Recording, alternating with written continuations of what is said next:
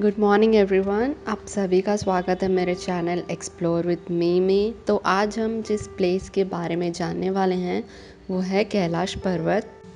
कैलाश पर्वतमाला की सबसे बड़ी शिखर मानी जाती है, जिसकी लंबाई है तकरीबन 6,630 मीटर।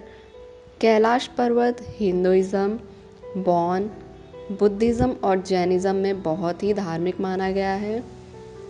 कैलाश पर्वत के आधार से निकलती हैं दो बहुत ही खूबसूरत झील, जो हैं मानसरोवर और रक्षास्थल।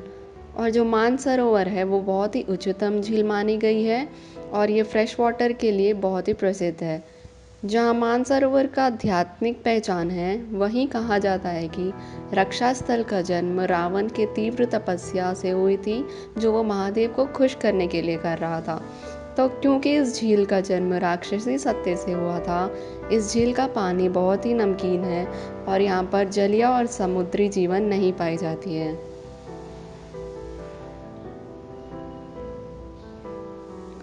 बुद्धिज़्म और हिंदू ब्राह्मण विज्ञान से माना जाता है कि कैलाश पर्वत संकेत है समेरु पर्वत का।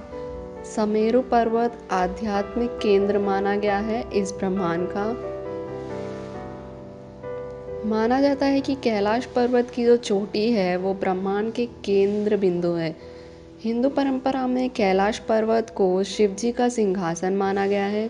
वहीं बुद्धिज़्म में महान तांत्रिक ध्यानदेव डेमचोंग का प्रतिनिधित्व भी किया गया है।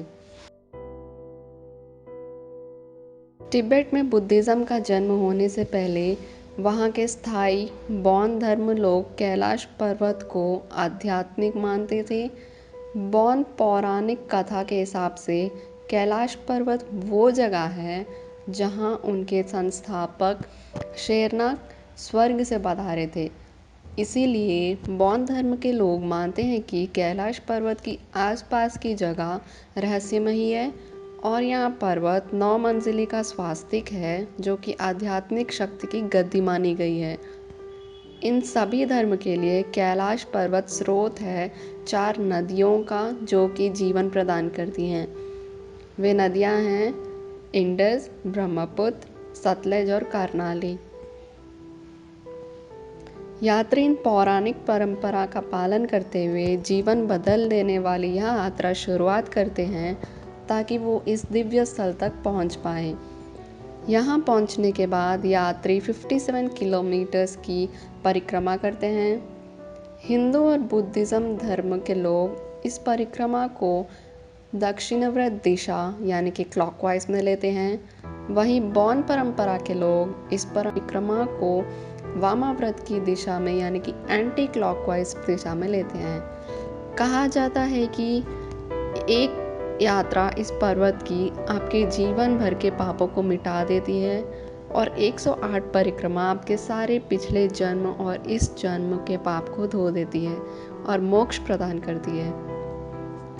यहाँ भी कहा जाता है कि अगर आप मोक्ष पाना चाहते हैं तो आप एक परिक्रमा करके यहाँ की मानसरोवर, जो कि बहुत ही ठंडा पानी होता है, वहाँ में डुबकी लगा लें, तब भी आपको मोक्ष की प्राप्ति होगी। कई लोग आदर की भावना से कैलाश पर्वत की चढ़ान को नहीं मानते हैं। कैलाश पर्वत को घेरे हुए हैं कई सारे मठ और कई अलग धार्मिक सीमा चिन्ह हैं, जहां यात्री दर्शन कर सकते हैं। और हिंदुइज्म में कैलाश पर्वत को भगवान शिव जी का निवास माना गया है।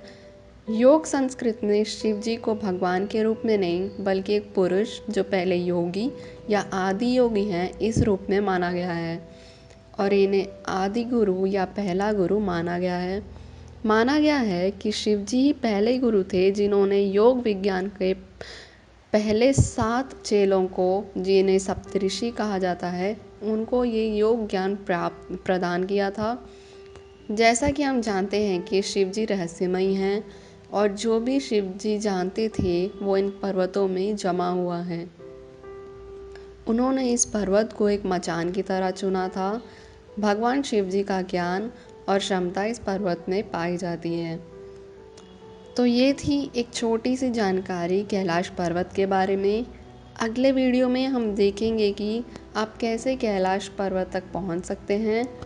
आशा है कि आप सभी को ये वीडियो पसंद आई होगी, और अगर पसंद आई हो तो आप ऐसे और वीडियोस देखना चाहते हैं तो चैनल को सब्सक्राइब और वीडियो को लाइक और शेयर ज़रूर कर देना। मिलती हूँ आप सभी से मेरे नेक्स्ट वीडियो में। बाय।